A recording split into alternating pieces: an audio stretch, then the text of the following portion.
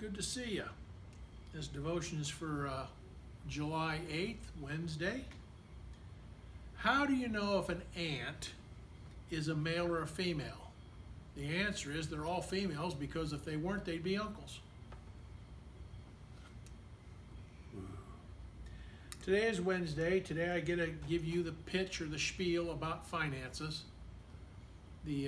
Both churches are doing as well as can be expected in this, but they're not doing great. And all I can say is whatever you'd care to contribute is going to be well received. If it's to the Jewel Church, it's box 447. If it's the Alden Church, it's box 45. And starting this Sunday, we are having a 1-hour fellowship time and worship time at each church at 9:30 outside. If it rains, it's canceled. We're not going inside yet. Everybody needs to come. Okay. My story today is about a man who made a mistake in his life, and I'm hoping that you can look past that to hear his story. He was born in September of 1971. Here we go. In a suburb of Dallas, Texas, known as Richardson, a small, bright-eyed gentleman named Jim Hoyt manages his own bike store. I'm given that he's still running it. The mom and pop shop is called the Richardson Bike Mart. It's known throughout the community as a strong sponsor of bike racers, and Hoyt maintains a personal passion to help kids get started in that sport.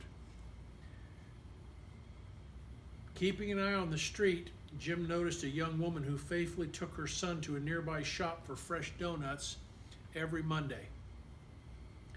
He began talking to the woman and discovered that she was a single mom and instinctively knew that she was struggling to get by. Jim took an interest in the small family and decided to give the woman a discount on a bicycle, a Schwinn. It's called a Mag Scrambler. And the mother accepted the offer, and through the kind act of a stranger, 7-year-old Lance Armstrong was introduced to the world of biking. Describing the bicycle, Armstrong writes, "It was an ugly brown with yellow wheels, but I loved it, and I rode it everywhere." Why does a kid love a bike? Because it's liberation and independence. It really is your first set of wheels.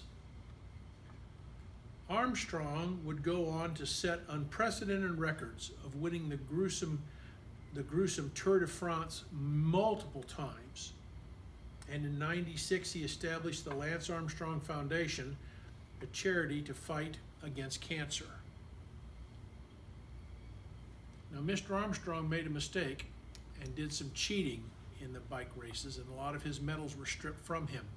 But he still maintains the cancer research facility, and he is still one of the most ardent proponents of cycling in the world.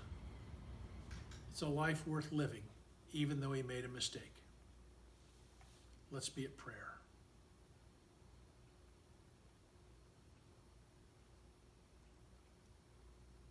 Oh Lord, the book of 1 Corinthians teaches us that whatever we do, we should do it with kindness and love, whether it be big or small, with kindness and love.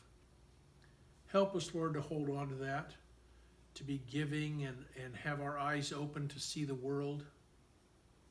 Help us to understand that when a kindness that we do can come back and be magnified thousands and thousands of times. We ask that you help us be like this shop owner named Jim Hoyt. Help us. In Jesus' name and the Spirit's grace we ask. Amen. Aesop once said, "No act of kindness, no matter how small, is ever wasted." God bless you in understanding that. Amen.